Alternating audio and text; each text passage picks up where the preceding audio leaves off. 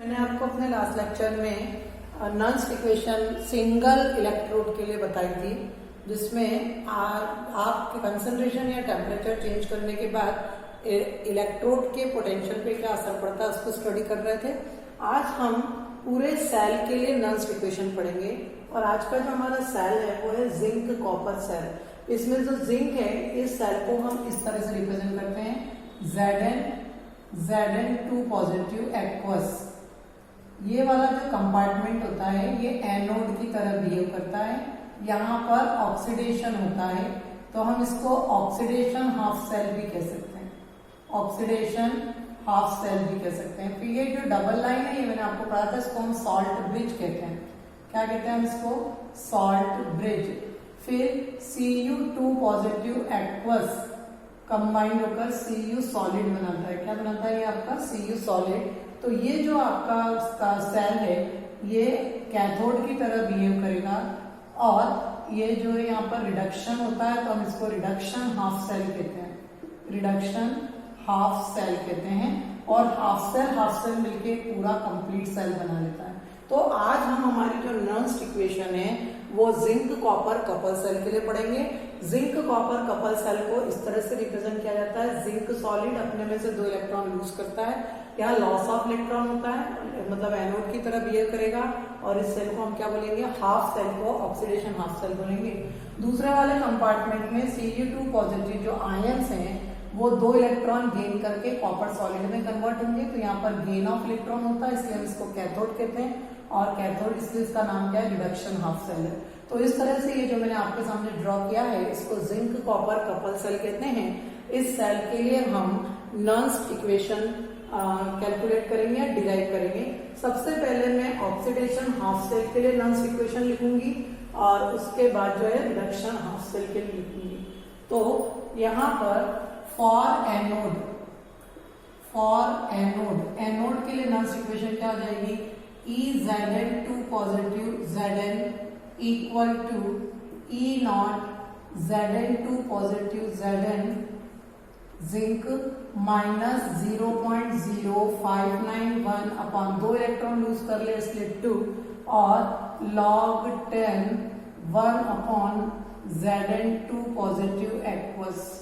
Zn2 positive aqueous ये हमारी equation number first हो गई। ये हमने ऑक्सीडेशन हाफ सेल के लिए लिखा है।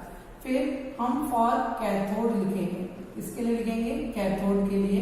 हमारे सेल में कैथोड कौन, क्योंकि कॉपर जो होता है वो कैथोड की तरह बिहेव करता है, तो कैथोड के लिए नॉन्स इक्वेशन हो जाएगी Cu2 positive convert into Cu is equal to E0 Cu2 positive oblique Cu minus 0.0591 divided by 2 log 10 1 upon Cu2 positive aqueous. Cu2 positive aqueous ये हमारी इक्वेशन नंबर कौन सी हो गई? सेकेंड हो गई। अब हम इक्वेशन सेकेंड में से इक्वेशन फर्स्ट को क्या करेंगे? सब्सट्रैक्ट करेंगे। On subtracting equations first from equation second में से फर्स्ट को सब्सट्रैक्ट करेंगे।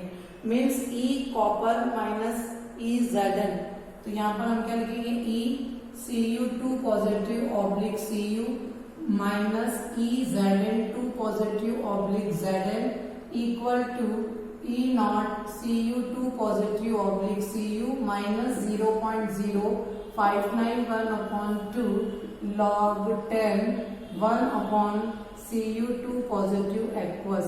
ये तो अभी मैंने आपका सेकेंड इक्वेशन लिखा है। इसमें से हमको क्या माइनस करना? फर्स्ट, तो माइनस यहाँ पर हम लिखेंगे E0 Zn2 positive oblique Zn minus 0.0591 upon n log 10 1 by Cu2 positive aqueous.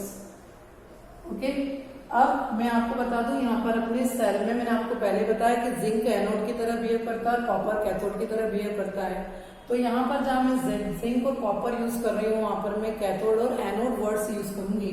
तो E कॉपर की जगह अपन क्या लिख सकते हैं? E cathode minus E zinc की जगह क्या लिख सकते हैं? E एनोड इक्वल टू यहाँ पर मैं क्या लिखूंगी, कॉपर की जगह E not cathode minus 0.0591 upon 2 log 10 1 upon Cu2 positive aqueous, minus bracket के बाद माइनस का साइन है, अंदर के सारे साइन चेंज जाएंगे, तो minus E naught anode plus 0.0591, यहाँ पर भी जो आपकी एन की वैल्यू होगी वो 2 हो जाएगी, तो 2 और यहाँ log 10 1 upon concentration of Cu2 positive aqueous.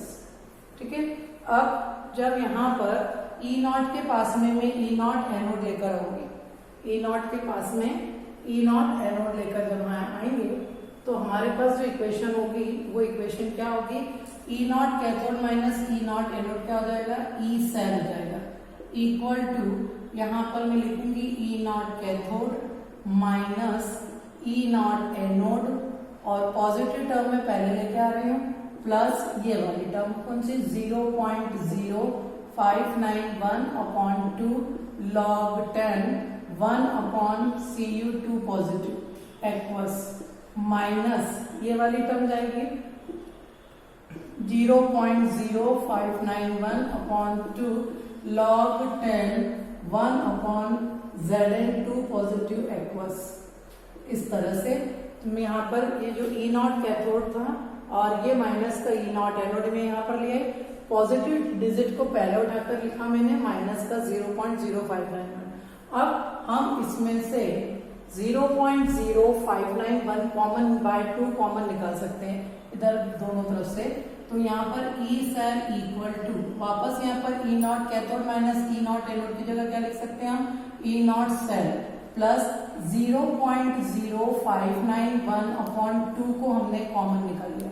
ठीक है, तो यहाँ पर क्या बचेगा, log 10 1 by Cu2 positive aqueous minus log 10 1 upon Zn2 positive aqueous, इस तरह से बचेगा। अब आपको फॉर्मूला पता होगा, log a minus log b equal to log a divided by b होता है। यहाँ पर log का एक फॉर्मूला होता है आपका, log a minus log b is equal to होता है log a divided by b, तो यहाँ पर log a minus log b equal to log a by b हो जाएगा, तो क्या बन जाएगा, E cell equal to E naught cell plus 0.0591 divided by 2, यहाँ आपका जो क्वेश्चन हो जाएगा formula log 10 1 upon Cu2 positive aqueous divided by 1 upon Zn2 positive aqueous. इस तरह से ये हो जाएगा, तो ये रिवर्स हो जाएगी डिजिट, तो आपका क्या हो जाएगा, E cell equal to E naught cell plus 0.0591 divided by 2 log 10 Cu2 positive divided by Zn2 positive aqueous. इस तरह से ये जो इक्वेशन आई है ये जिंक कॉपर कपल सेल के लिए आई है। यहाँ पर इसको याद रखने का मैं आपको एक तरीका बता रही हूँ, POR यानी प्रिंस ऑफ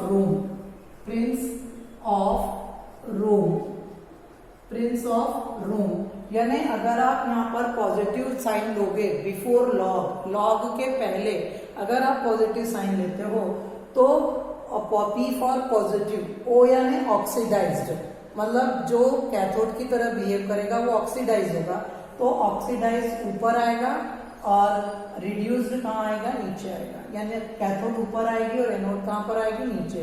और अगर आप माइनस साइन लोगे, नेगेटिव साइन लोगे, तो ये डिजिट आपकी जो है वो रिवर्स हो जाएगी, E cell equal to E naught cell minus 0.0591 upon 2 log 10 Zn2 positive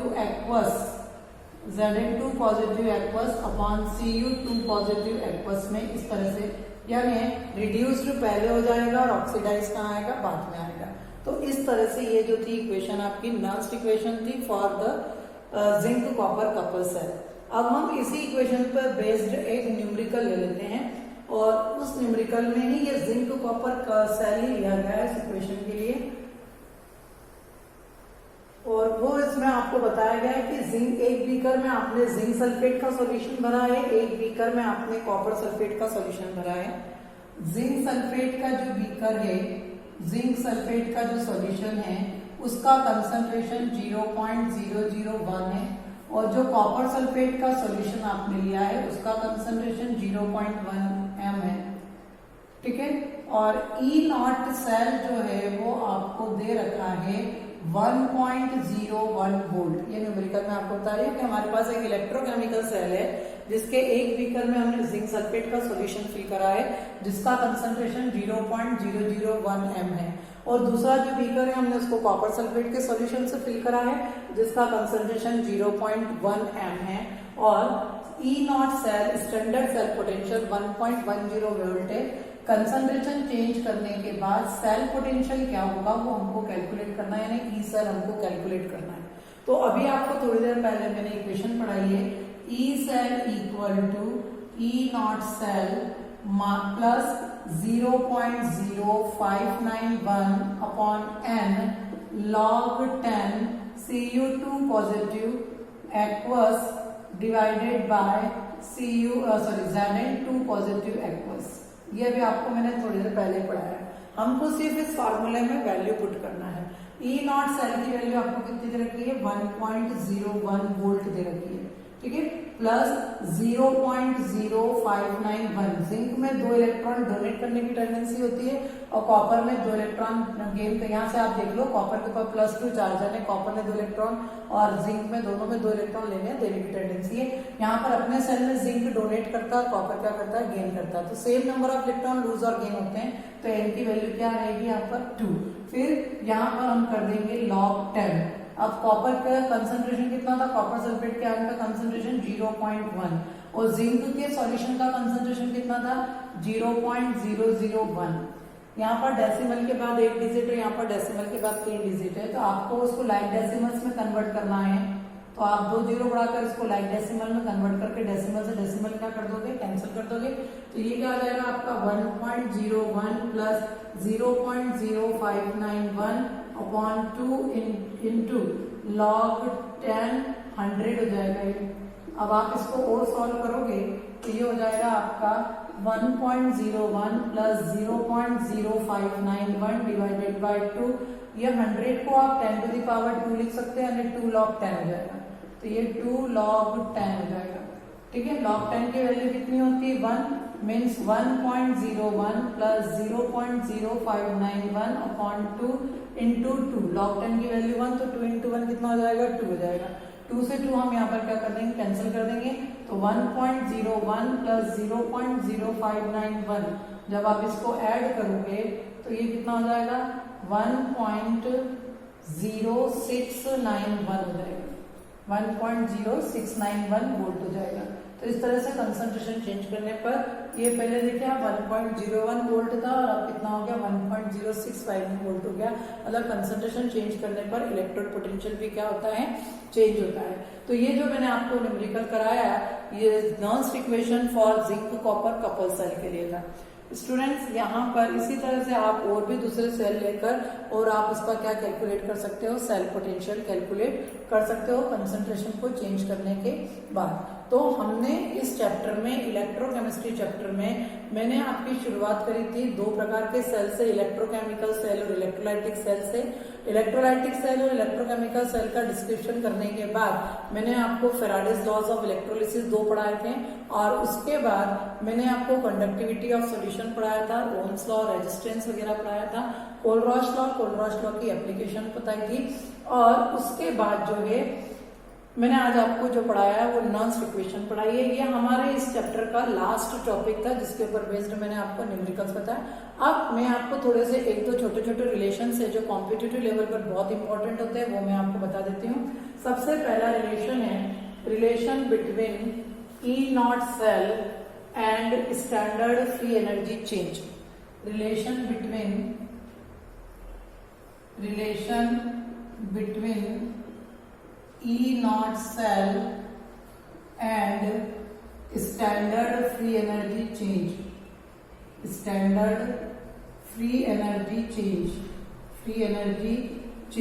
it is represented by del G naught. कहाँ से रिप्रेजेंट किया जाता है? del G naught से standard free energy change del G naught से और standard cell potential E naught cell से। वो जो रिलेशन है वो ये है del G naught equal to minus NF E naught cell. यहाँ पर del G naught जो है वो स्टैंडर्ड फ्री एनर्जी चेंज है, n number of electron lose और गेन बाय इलेक्ट्रोड है, F 1 फैराड है that is equal to 96,500 coulomb और E नॉट सेल जो है वो कितना है? स्टैंडर्ड सेल पोटेंशियल है। अभी इसके पहले मैंने आपको जो न्यूमेरिकल कराया जिंक कॉपर कपल सेल में, मैंने आपको उसके लिए बताया था कि E नॉट सेल की जो वैल्यू थी वो 1.01 वोल्ट थी और वहां पर कितने इलेक्ट्रॉन लूज और गेन किए जा रहे थे? 2। और आपको फेराडे की वैल्यू पता है कितनी होती है? 96,500 कूलम होती है। हमको ये सब चीजें दे रखी और हमसे कहा गया कि इसकी स्टैंडर्ड फ्री एनर्जी बताकर ये बताइए कि रिएक्शन स्पॉन्टेनियस है कि नॉन स्पॉन्टेनियस है। तो यहाँ पर del G naught equal to minus n हो जाएगा। n की वैल्यू कितनी है? 2 है, इंटू 96,500 हो जाएगा इंटू 1.01। यहाँ डेसिमल हटाकर 20 से 20 क्या होंगे? कैंसर।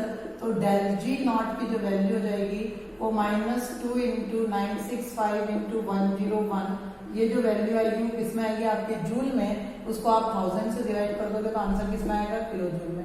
यहाँ पर ये जो नॉट नेगेटिव वैल्यू आई है, अगर del G की वैल्यू नेगेटिव आती है इसका मतलब सेल में होने वाली रिएक्शन स्पॉन्टेनियस है, और अगर del G नॉट की वैल्यू पॉजिटिव आती है इसका मतलब सेल में होने वाली रिएक्शन नॉन स्पॉन्टेनियस है, अपने आप शुरू नहीं होती है, नॉन स्पॉन्टेनियस है। और अगर del G नॉट की वैल्यू 0 हो जाती है इसका मतलब cell is in equilibrium, cell is in equilibrium, यानी सेल में इक्विलिब्रियम स्टेट आई है। कौन सी स्टेट आई है? इक्विलिब्रियम स्टेट आई है। तो इस तरह से it is the relation between del G naught and F E naught cell में। अगर del G नॉट की वैल्यू नेगेटिव आती है मतलब सेल में होने वाली रिएक्शन स्पॉन्टेनियस है, अगर पॉजिटिव आती है तो नॉन स्पॉन्टेनियस है, और अगर del G नॉट की वैल्यू 0 आती है मतलब जो सेल है आपका वो इक्विलिब्रियम स्टेट में है, यानी रेट ऑफ ऑक्सीडेशन और रेट ऑफ रिडक्शन क्या हो गया? इक्वल हो गया है। ठीक है, तो ये था आपका relation between E naught cell and standard free energy change. एक और रिलेशन मैं आपको यहाँ पर पढ़ा रही हूँ, E naught cell and equilibrium constant. इसके बीच में E नॉट सेल और इक्विलिब्रियम कांस्टेंट के बीच में relation between E naught cell and equilibrium constant, E naught cell and equilibrium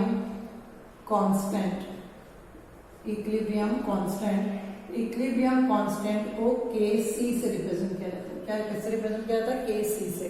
और इक्विलिब्रियम कांस्टेंट को कैलकुलेट करने की वैल्यू है E naught cell equal to -2.303 RT log 10 Kc।